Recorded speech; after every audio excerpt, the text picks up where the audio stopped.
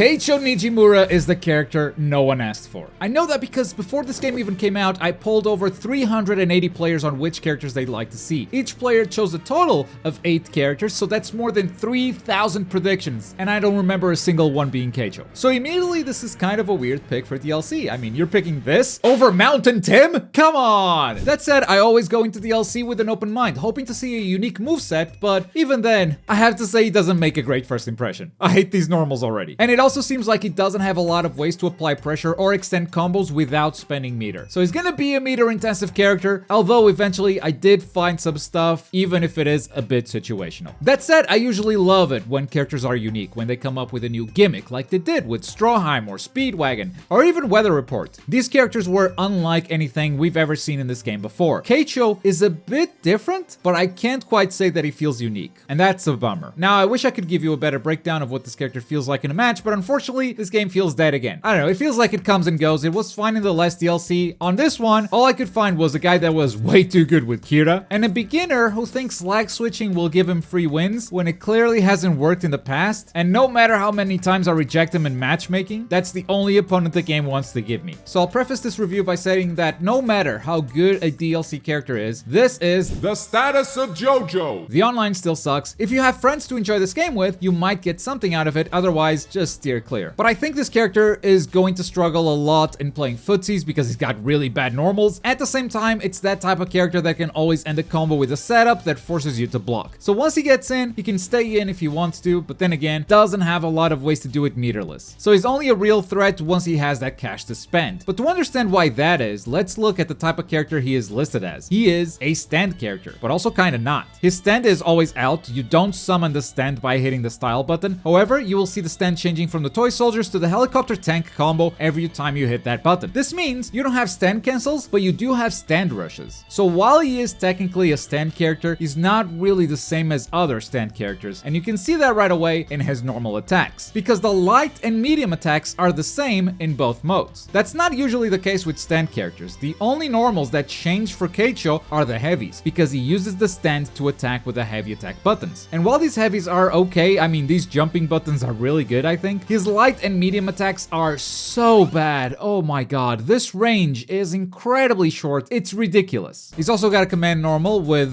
down forward heavy. It's this stomp that is a low, and if it hits an opponent, it crumples them, giving you plenty of time to reset the combo, or just throw a slower special move. And if the opponent has been knocked down, it also picks them up, and I'm a big fan of off the ground moves, always. And that's it for his normals, so let's look at his specials. When you start the battle, you will be in the infantry mode, the little toy soldiers. In this mode, you have 3 special moves, all of them very straightforward. Quarter circle forward and an attack button is sort of a projectile. The infantry moves forward along the ground, shooting at the opponent, and these are low attacks, so they have to be blocked low. And then the quarter circle back series, it's similar, except the troops parachute from the air, and the attacks are overhead. So immediately you've got mix-up with just these 2 specials, except the overheads are a little bit slower, so in time players will be able to block these no problem, but also you can just mash it, and no one blocks in this game, so try not to go for the overheads, I guess. And the last special the infantry has is a mine with down down and the attack button. This mine explodes when an opponent touches it, but it also damages you if you are close enough. If no one touches it, it will just disappear after a while. Depending on the attack button you press, you plant the mine closer or further away, but this is probably my favorite special move that this guy has because it does so much. In a combo, it's a really big launcher. You've got the time to do whatever you want from this. On block, it deals so much guard damage. I mean, look at that bar going. On a knockdown, you can set it up for O-key, forcing the opponent to deal with it, or if you still have a cinematic taunt in your battle, you can use it to restand the opponent and keep the combo going, which means you can go for a back throw and make the back throw a combo starter with this. That's super cool. Even cooler is when you realize that all of these 3 special moves can be stand rushed for half a bar of meter. So if you press the style button while the animation is happening, you can move while the soldiers do the special, and you can keep the combo going or move while being protected by projectiles. And this is how he can be really oppressive if he has meter. Without it, these moves aren't really great for zoning. Their range is kind of close, but with the stand rushes, you can kind of move more freely because you are protected by your own stand. And then we have the helicopter / tank mode, which also has 3 specials. The quarter circle forward version is a lobbed projectile. The tank shoots at a different distance depending on the button you press, and the buttons launch the opponent differently too, so it could affect your combos. You can generally follow this up for free if you're near a wall though, and it's also a pretty good zoning tool. The quarter circle back series has the helicopter shooting these missiles at a delay, so it's not much of a combo tool because the activation is long. It's more of a pressure or Oki thing, especially if you stand rush it, because once again, you can stand rush both of these specials. So as you can see, this guy can be an absolute menace with meter, and he's got a ton of projectiles that he can stand rush and just run behind. And then we have the special move that costs 1 bar of meter. What this does is detach you from the stand, leaving the helicopter and the tank, automatically shooting the opponent 3 times. And because the stand is detached, you can freely move, and you also get a new heavy attack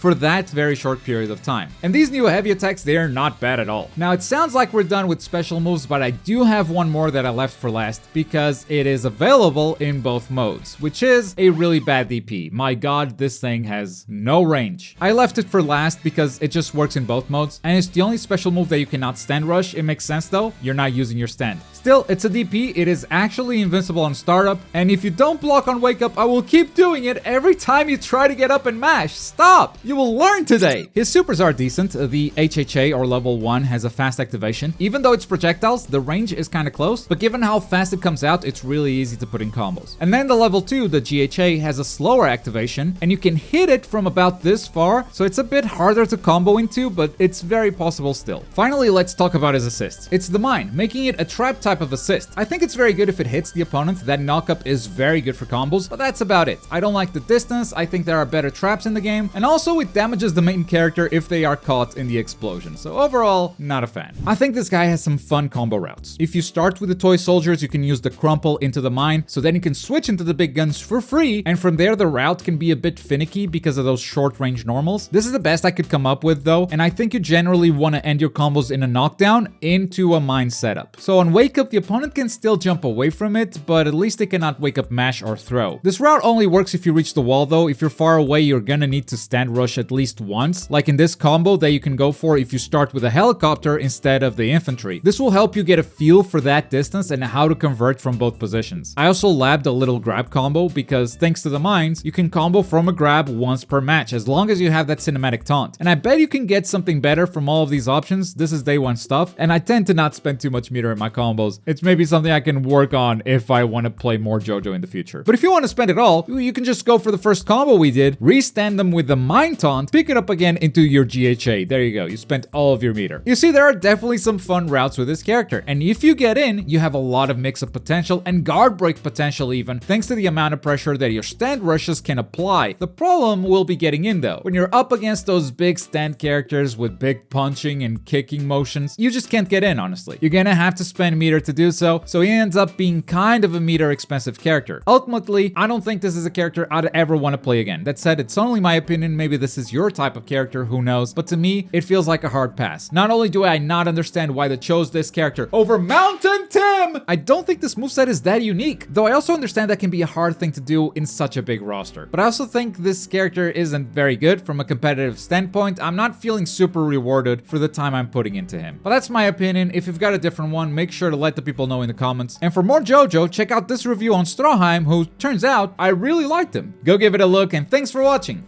Boy.